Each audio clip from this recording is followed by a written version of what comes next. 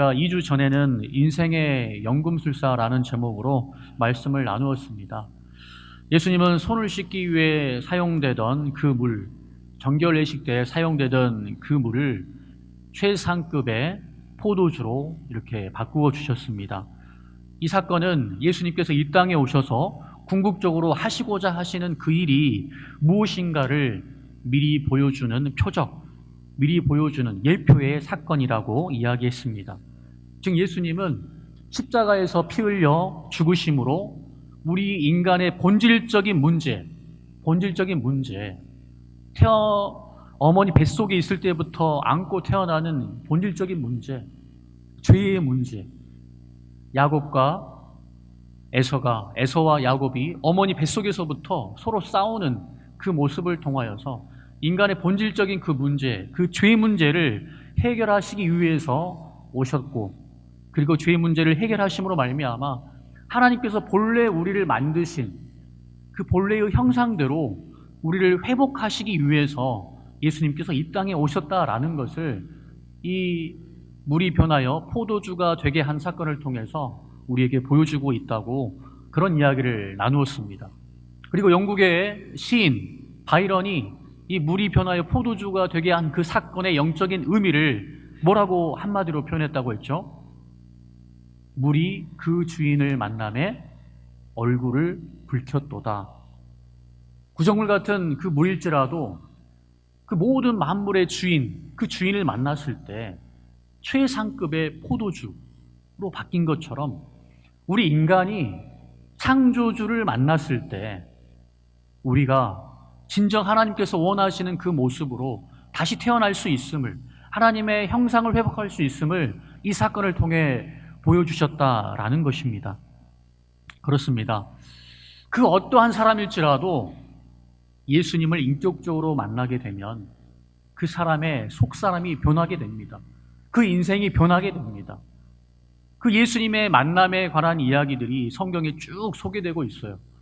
특별히 요한복음을 우리가 살펴보고 있는데 이 요한복음에서 예수님을 만난 그 사람이, 예수님을 인격적으로 만난 그 사람이 어떻게 변화되어 가는가, 그것을 함께 살펴보면서 우리도 예수를 믿고 명목상 그리스도인, 썬데이 크리스천, 무늬만 그리스도인인 삶이 아니라 조금 전에 우리가 불렀던 찬양의 가사처럼 예수님께서 우리에게 비춰주신 그 빛, 우리를 빛과 소금으로 불러주셨는데 이 썩어져가는 세상의 부패를 막고 어두운 세상을 밝히는 그러한 모습으로 살아가는데 힘을 얻고 우리도 그러한 변화, 구원을 이루어가고 구원을 만들어가고 하나님의 자녀다운 삶을 살아갈 수 있는 저와 여러분들이 되시기를 주님의 이름으로 축원합니다. 오늘 그 만난 첫 번째 사람으로 니고데모라는 그 인물이 나옵니다. 오늘 본문 보니까 밤중에 예수님을 찾아와 만난 니고데모라는 사람에 대한 이야기, 그리고 예수님과 니고데모가 나눴던 그 이야기를 길게 설명하고 있습니다. 이 3장에 기록된 이 이야기가 얼마나 정말 놀라운 신학이 담겨 있는지 이것만 가지고도 1년 동안 설교할 수 있는 목사님들이 계세요. 목사님은 그만한 깊이가 없어가지고 그렇게 다 전할 수는 없는데, 그러나 너무나도 우리 그리스도인들에게 중요한 메시지가 담겨 있는데 그 메시지를 함께 나누기 원합니다. 먼저 우리 1절 말씀을 다시 한번 읽어보겠습니다. 시작. 그런데 바리새인 중에 니고데모라 하는 사람이 있으니 유대인의 지도자라. 니고데모의 신분에 대해서 이 사도 요한이 자세히 설명하고 있습니다. 그러면 그의 소속은 어디 무엇입니까? 그가 속한 단체라고 할 수 있죠. 그 당시 보면은 바리새인. 그럼 바리새인은 어떠한 사람이었습니까? 우리가 성경을 읽다 보면 하도 바리새인들의 그런 이중적인 모습 때문에 예수님께는 책망을 받았는데, 그 당시 유대인들에게는 이 바리새인은 존경받는 사람들이었어요. 그 당시 우리 사두개인들 그리고 우리 제사장들은 로마의 편에 서가지고 정말 로마의 권력의 편에 서서 이스라엘 사람들을 또 이렇게 다스렸던 사람들입니다. 우리나라 일제강점기에 보면 약간 일본의 편에 서서 썼던 사람들, 우리가 지금도 안 좋아하잖아요.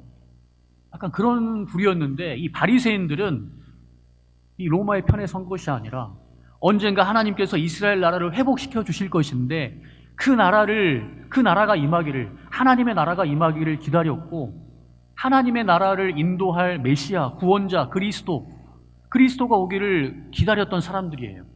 그리고 그들이 할 수 있었던 것은 뭐냐면, 우리가 그 구원자 메시아가 오기 전에 이 모세오경, 이 율법을 열심히 가르치고 열심히 이 율법을 지키면서 살아가고 있다면 메시아가 왔을 때 하나님의 나라가 빨리 이 땅 가운데 이루어질 거야 라고 생각했던 사람들이에요. 그래서 이 일반 유대인들이 이스라엘 사람들이 봤을 때 이 바리새인들은 존경받을 만한 사람들이었습니다. 그 중에 하나가 니고데모였다는 거죠. 그리고 이름이 니고데모인데 헬라식 이름입니다. 헬라식 이름. 유대인임에도 불구하고 헬라식 이름이 있었어요. 그 당시 로마가 이렇게 다스리던 그 때는 우리나라도 보면은 미국 유학 갔다 온 사람들이 있죠. 그죠? 요즘에 어린아이들 보면은, 재현이 세론이도 보면은 또 학교 다닐 때, 유치원 다닐 때 영어 이름 하나씩 지어주더라고요. 그죠? 이 당시에도 유대의 이름 하나, 또 로마식 이름 하나씩 있었는데, 특별히 로마식 이름이 있었다는 것, 그 당시 정말 권력계층에 있었고 배울 만큼 배운 사람이라는 그런 의미가 있습니다. 그리고 그의 신분까지 이야기하죠. 신분은 유대인의 지도자라고 말하고 있습니다. 유대인의 지도자, 특별히 유대인은 사내들인 공회라고 있어요. 어떻게 보면 식민지지만 그럼에도 불구하고 그들의 지도자들을 인정해 줬습니다. 그래서 70명의 그런 장로들, 오늘날로 따지면 국회의원들 가운데에도 국회 상임위원회, 국회의원들 중에서 높은 사람, 그렇죠, 우두머리들, 그 70명에 해당되는 아주 지식인이었어요. 이 정도 되려면은 그래도 나이가 최대한 55세 이상은 된 아주 이스라엘의 존경받는 선생이었습니다. 그러한 자가 밤중에 예수님을 찾아왔다는 거예요. 여러분, 이 당시 예수님은 나이가 몇 살 정도 됐을까요? 우리 박선호 대회님이 지금 30대 이렇게 초중반 정도 되신 것 같은데, 그죠? 이렇게 30대. 예수님이 30대 초반이었어요. 근데 2배 정도 나이가 많은 권력계층이었고, 그리고 바리새인 중에 바리새인이고, 정말 배울 만큼 배운 사람인데 어떠한 갈급함이 있었는지 이 예수님을 찾아왔다는 것입니다. 그가 언제 찾아왔는가? 이 요한은 그가 언제 찾아왔다는 것을 기록하고 있어요. 2절에 보니까 그가 밤에 예수께 와서 이르되 라고 말하고 있습니다. 배울 만큼 배운 사람, 알 만큼 안 사람이 예수님을 찾아왔어요. 그것도 한밤중에. 이 밤중에라고 해가지고 여러 가지 해석이 있는데 여러 가지 썰이 있습니다. 그가 지도 계층이기도 하고, 그래서 나사렛 예수, 이 목수 출신의 예수를 만난다는 게 조금 꺼림직하기도 하고 부끄러운 면도 있어서 찾아왔다는 썰도 있고, 그리고 그 당시에는 또 이렇게 저녁에 찾아가는 것이 또 선생이 제자가 스승을 만날 때, 뭔가 가르침을 받을 때 또 저녁에 찾아간다는 그런 말도 있고 하는데, 이 요한복음에서 밤이 의미하는, 상징하는 것이 있습니다. 요한복음에서는 밤이 의미하는 그 상징이 분명히 있어요. 그게 뭐냐면 이 밤은 빛과 반대되는 그런 개념이죠. 빛과 반대되는 개념. 그리고 1장 5절에도 우리가 전에 읽어보았는데 예수님이 빛이에요. 빛이 어둠에 비쳤는데 어둠이 깨닫습니까? 못 깨닫습니까? 못 깨닫다라고 이야기하죠. 그동안 이 메시아 구원자를 기다려왔는데 그 메시아 구원자가 지금 예수님이 오셨어요. 그 예수님을 보고도 알아요? 몰라요? 몰라 봅니다. 그래서 이 요한복음에서 밤이라는 것은 영적인 무지를 의미해요. 영적인 무지. 그리고 하나님과의 관계가 단절된 그 상태를 이 밤으로 이야기합니다. 아무리 율법에 능통했던 이 니고데모라고 할지라도, 율법을 가르치는 율법 선생이었다고 할지라도, 유대인의 종교 지도자, 존경받는 니고데모였다 할지라도 영적인 면에서는 그가 무지했다라는 것을 이 사도 요한이 이 2절을 통해서 이야기하고 있는 것입니다. 여러분, 그가 밤에 찾아와서 한 말은 무엇입니까? 우리 2절 말씀을 한번 큰 목소리로 읽어보겠습니다. 시작. 그가 밤에 예수께 와서 이르되 랍비여, 우리가 당신은 하나님께로부터 오신 선생인 줄 아나이다. 하나님이 함께 하시지 아니하시면 당신이 행하시는 이 표적을 아무도 할 수 없음이니이다. 밤중에 찾아와서 이 니고데모가 예수님께 했던 말 가운데 예수님을 랍비라고 합니다. 본도 랍비, 선생이에요. 근데 이제 갓 30된 목수 출신의 이 예수를 보고 랍비라고 합니다. 우리가 다른 복음서에 보면은 이 종교 지도자들이 예수님을 시험하기 위해서 예수님을 칭찬하면서 들었다 놨다 하려고 칭찬하면서 이제 까는 장면이 나오는데, 지금 니고데모는 그러한 모습, 그러한 교만함을 가지고 나온 것 같지는 않아요.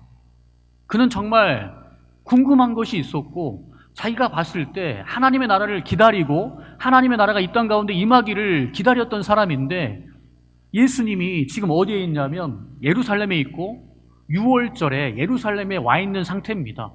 근데 예수님께서 어디서부터 오십니까? 갈릴리에서부터 이렇게 사마리아를 통과하고 그 다음에 여리고를 지나가지고 예루살렘에 오는데, 그 오는 동안 어떠한 일들이 있었어요.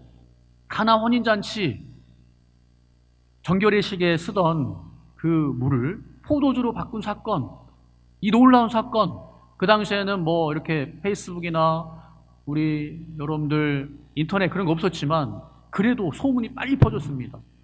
그리고 병든 자를 고쳐요. 소경이 눈을 떠요. 여리고 맹인이 눈을 뜨고, 정말 삭개오도 이렇게 여러 가지 사건들, 오병이의 기적, 인간으로서는 할 수 없는 기적들을, 다양한 기적들을 행하는 것이 그 소문이 들려옵니다. 그러한 것을 봤을 때 다른 많은 사람들은 예수님께서 안식일에 병든 자를 고쳤다는 이유로 예수님을 아주 그냥 귀신 들린 자, 바알세불 씹힌 자, 율법을 어긴 자, 이렇게 무시했는데, 이 니고데모는 진지하게 생각했고 정말 진실되게 생각했던 것 같아요. 아무리 소경이 눈을 뜬다는 것, 구약의 이사야서에 보면 그날이 오면 맹인이 눈을 뜰 것이요, 안진뱅이가 일어날 것이요 라는 그 구약의 율법을 생각하면, 저 사람은 하나님께서 보내신 사람이 아니고서는 저 일을 행할 수 없다, 이 마음이 있었던 것입니다. 그래서 그가 어떠한 자신이 고민하고 있었고 자신이 갈급했던 어떤 질문을 가지고 주님께 나아온 거예요. 그 첫 마디가 주님을 인정하는 것이었습니다. 이러한 그 기적들, 당신이 갈릴리에서 예루살렘까지 오시면서 행했던 이 기적들, 하나님이 당신과 함께 하지 않으면 일어날 수 없는 일입니다. 내가 생각했을 때 당신은 그리스도라는 그런 마음이 듭니다. 이 마음을 가지고 나온 거예요. 근데 그가 본질적으로 질문하고자 했던 그 질문을 하기도 전에 이 이야기를 듣자마자 예수님께서 이상한 답을 바로 하세요. 예수님께서 니고데모가 그 속에 있는 질문을 꺼내기도 전에 하신 말씀, 그 말씀이 무엇인지 우리 3절 말씀 한번 보겠습니다. 3절 말씀, 3절 시작. 예수께서 대답하여 이르시되 진실로 진실로 내게 이르노니 사람이 거듭나지 아니하면 하나님 나라를 볼 수 없느니라. 지금 뭔가 좀 이게 동문서답 같은 대답이에요. 여러분 읽어보면 예수님 보고 예수님 인정하는 말을 했어요. 당신이 행하시는 일들 하나님이 함께 하시지 않으면, 당신이 그리스도가 아니라면 이런 일을 행할 수 없습니다. 그러면서 이제는 니고데모가 진짜 묻고 싶었던 것, 쪽팔리면서도 여러 가지 자신의 신분과 어떤 것들 다 떠나서 자기가 정말 무릅쓰고 한밤중에 와가지고 질문하고 싶었던 그 질문을 드린 다음에 뭔가 답이 나와야 되는데 예수님께서 그냥 돌직구처럼 이야기를 하신 거예요. 하시는 말씀이 진실로 정말 너무나도 중요한 이야기를 한다는 거죠. 내게 이르노니 사람이 거듭나지 않으면 하나님 나라를 볼 수 없다라고 한 겁니다. 이게 무슨 말일까? 우리가 요한복음 우리가 3장 1절부터 읽었는데요. 3장 1절 바로 위에 있는 말씀이 2장 25절 말씀입니다. 2장 25절에는 어떤 말이 있냐면 예수님은 친히 사람 속에 있는 것을 아셨습니다 라고 이야기합니다. 예수님은 그 사람의 속에 있는 걸 다 알아요. 나중에 사마리아 여인 보겠지만 사마리아 여인도 막 이상한 이야기 하는데 바로 돌직구 날립니다. 그 속에 있는 것 꿰뚫어 보시고 내 남편이 몇이냐 하면서 그의 갈급함, 그의 문제를 드러내시죠. 마찬가지로 니고데모도 본인이 정말 궁금하고 알고 싶었던 그것을 질문하려고 했어요. 근데 그 질문의 본질을 아시고 먼저 말하는 거예요. 그게 뭐였냐면 하나님의 나라죠. 하나님의 나라. 하나님의 나라에 대한 그 꿈과 그 기대감이 있었습니다. 이 이스라엘의 상황을 보시면 어때요?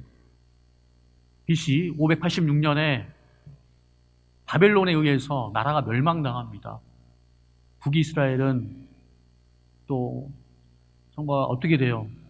아수르에 의해서도 멸망당하고 그러면서도 계속해서 나라가 이방 세력들에 의해서 그리스의 헬라에 의해서 시리아에 의해서 또 이제 뭔가 해방됐다 싶었는데 로마에 의해서 압제당하는 그런 상황 가운데 그는 진실로 하나님께서 아브라함에게 약속했던 다윗에게 약속했던 이 하나님의 나라가 이 땅 가운데 임하기를 그렇게 바랬어요. 그리고 예수님께 질문을 던지려고 했는데 당신이 하나님의 사람이고 하나님의 그리스도라는 생각이 드는데 그 하나님의 나라가 어떤 것인지 묻고자 했는데 예수님께서 그러한 니고데모에게 사람이 거듭나지 아니하면 하나님의 나라를 볼 수 없다라고 말씀하시고 또 5절에 보면 5절 말씀 한번 읽어보겠습니다. 시작. 예수께서 대답하시되 진실로 내게 이르노니 사람이 물과 성령으로 나지 아니하면 하나님의 나라에 들어갈 수 없느니라. 이걸 보면은 니고데모가 정말 궁금했던 것, 이 땅에 하나님의 나라가 어떻게 임할 것인가? 하나님의 나라가 임하면 어떻게 이 나라에 하나님께서 로마를 정복하시고 어떠한 사람들을 세워서 다윗과 같은 솔로몬과 같은 나라를 세울 것인가? 이것을 생각했는데 예수님은 전혀 다른 본질적인 질문을 하는 거예요. 니고데모야, 사람이 거듭나지 않으면 하나님 나라를 볼 수도 없고 사람이 물과 성령으로 다시 태어나지 않으면 하나님의 나라에 들어갈 수 없다라고 이야기를 하는 것입니다. 그러면서 물과 성령으로 거듭나지 않으면 하나님 나라 들어갈 수 없다라는 그 말에 대해서 어떻게 사람이 두 번 태어날 수 있습니까? 어떻게 어머니 뱃속에 들어갔다 나올 수 있습니까? 이런 이야기를 하니까 예수님께서 율법 선생이었던 니고데모에게 책망하시죠.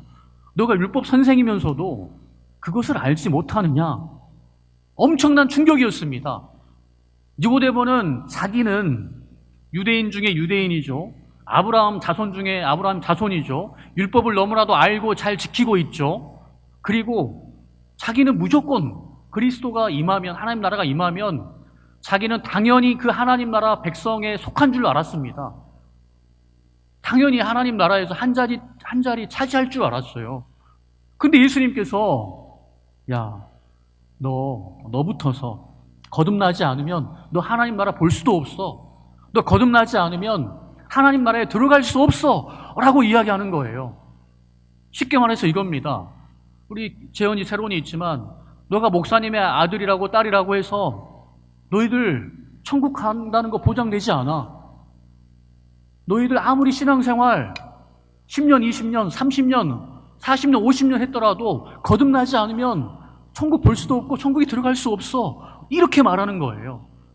이거는 니고데모에게 엄청난 충격으로 다가왔습니다. 나는 당연히 천국에 갈 수 있다라고 생각했는데 그게 아니다는 거예요. 그러면서 천국, 거듭나는 그 방법에 대해서 니고데모가 너무나도 잘 아는 구약의 사건 하나를 소개합니다. 그게 뭐냐면 민수기 21장에 나오는 그 노뱀 사건이에요. 노뱀 사건. 이게 뭐냐면 제가 한번 간단하게 설명해 보겠습니다.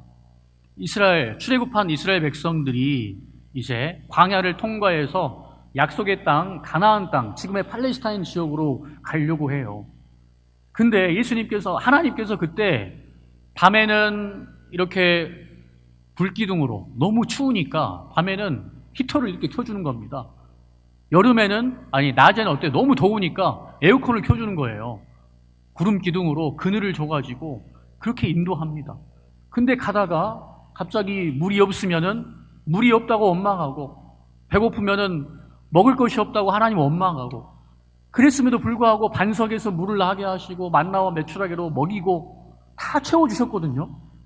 그럼에도 불구하고 뭔가 길이 그냥 가까운 길 바로 가면 좋겠는데 하나님께서 뜻이 있어가지고 돌아가는 거예요. 돌아가니까 마음이 어때요? 또 불만이 솟아올라가지고 차라리 우리를 애굽에서 구원해 주시지 말지 왜 우리를 구원해 줘가지고 이렇게 힘들게 하냐. 모세를 원망하고 하나님을 원망합니다. 큰 구원과 이적을 경험했음에도 불구하고 그 모습이 참 우리와 같지 않습니까? 예수 믿고 구원을 얻고 살아가지만 그때그때 일어난 문제로 인하여서 원망하고 불평하는 그 모습. 너무나도 이 원망이 커서 하나님께서 독사를 보냈습니다. 그래서 불평하는 자들을 독사가 물었어요.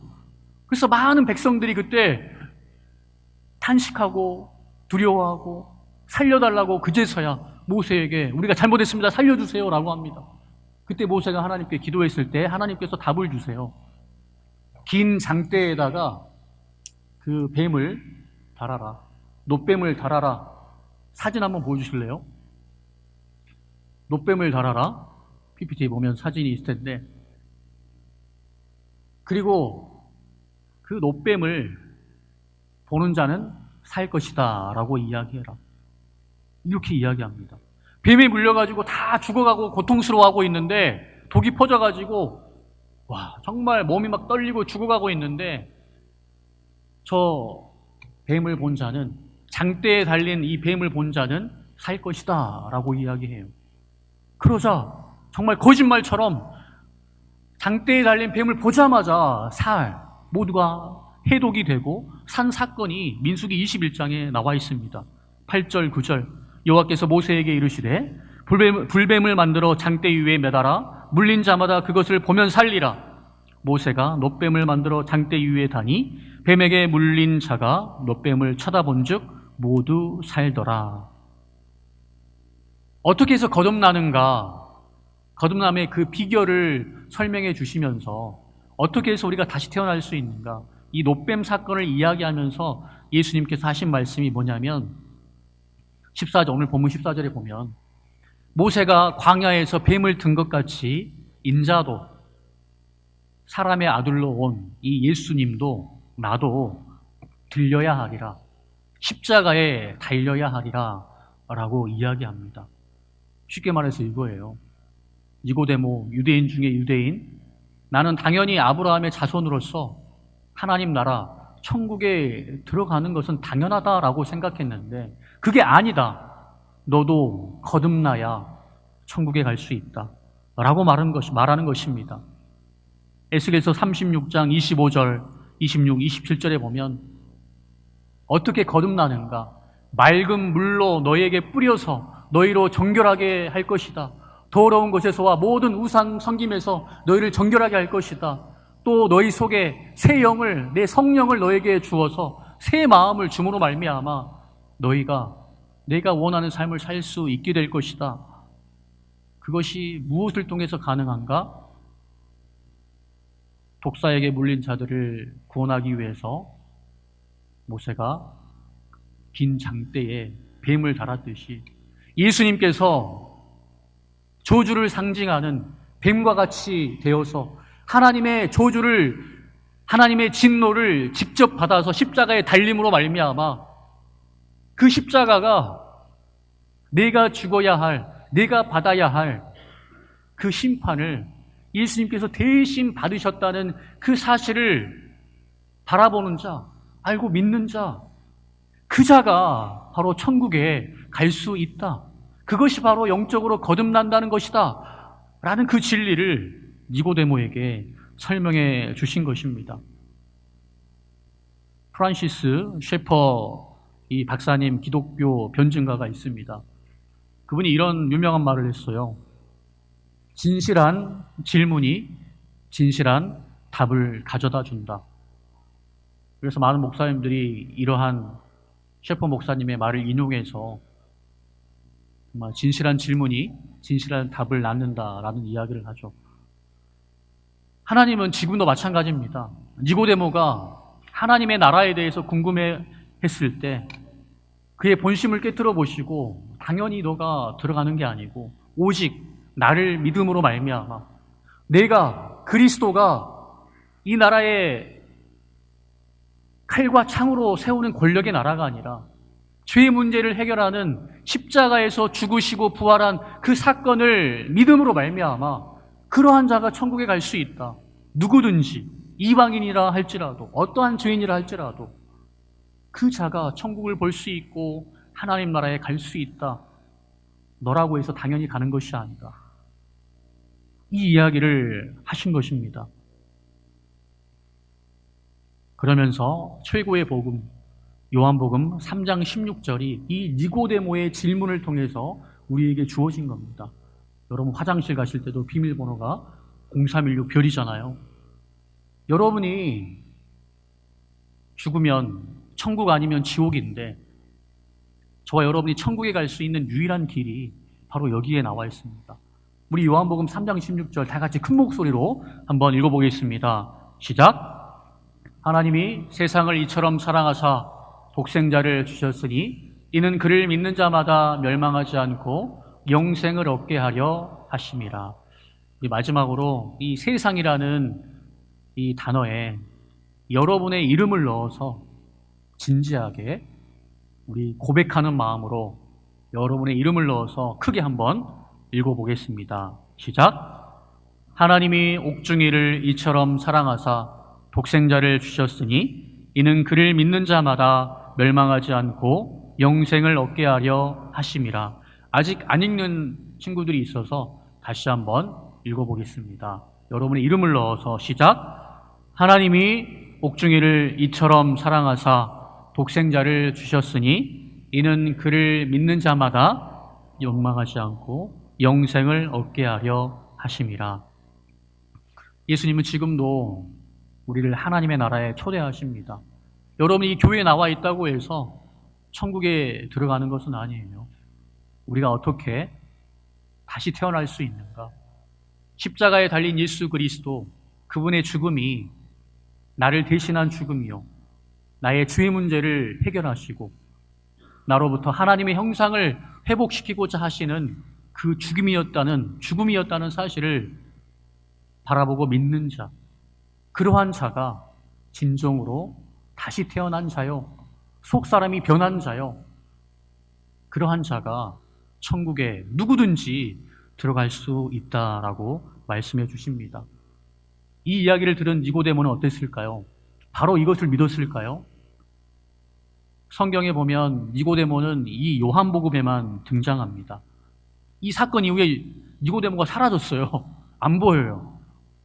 여러분들도 정말 진지한 내용, 하나님이 정말 살아계십니까? 예수님 정말 부활하셨습니까? 예수님 정말 나와 함께 계십니까? 세상 끝날까지 함께 하신다는 거 맞습니까? 나를 사랑한다는 거 맞습니까? 이러한 질문들을 여러분이 기도 가운데 니고데모처럼 진지하게 예수님께 던져보십시오. 그러면은 여러분이 성경을 읽는 중에, 기도하는 중에, 믿는 자와의 만남 가운데, 찬양 가운데 예수님께서 그 답을 해주실 것입니다. 이 질문을 듣고 바로 예수님을 구원자라고 믿지는 못했지만 요한복음 7장에 가면 니고데모가 두 번째 나옵니다. 그때 많은 종교 지도자들이 예수를 죽이려고 했어요. 야, 모든 사람들이 예수를 따른다. 저놈 잡아 죽이자. 그랬을 때 니고데모가 한마디 합니다. 어이 선생들, 우리가 율법을 아는 자로서 그 사람이 행한 것을, 그 사람이 말한 것을 검증도 하지 않고 직접 들어보지도 않고 그 사람을 죽이는 게 맞느냐? 두세 사람의 증인이 있어야 되는데 그 증인도 없이, 고발하는 증인도 없이 죽이는 게 맞느냐? 라고 예수를 변호합니다. 그리고 언제 등장하는가? 19장에 마지막 등장합니다. 19장에서는 어떻게 등장하는가? 그 예수님이 십자가에서 죽었어요. 모세가 이 놋뱀을 장대에 단 것처럼 내가 인자도 들려야 하리라 라고 했는데 그 예수님이 진짜 죽은 거예요.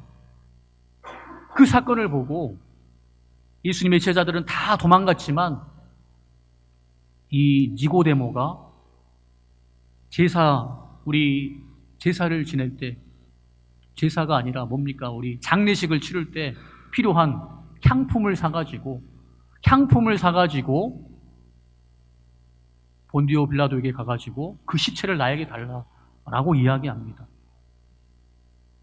진실한 질문을 던질 때 예수님 우리에게 답을 주시고 시간을 두고 우리에게 역사하십니다. 바람이 불면 어디서 불어와서 어디로 가는지 우리가 알 수 없지만 그렇게 성령의 역사하심은 우리가 알지 못하는 방식으로 우리에게 임해요. 여러분이 정말 하나님께 진지한 질문과 기도를 드린다면 우리가 다 이해할 수 없지만 믿어지는 것처럼 우리 안에서 성령으로 역사하십니다. 니고데모가 어떻게 됐을까? 부활하신 예수님을 만난 니고데모가 어떻게 됐을까?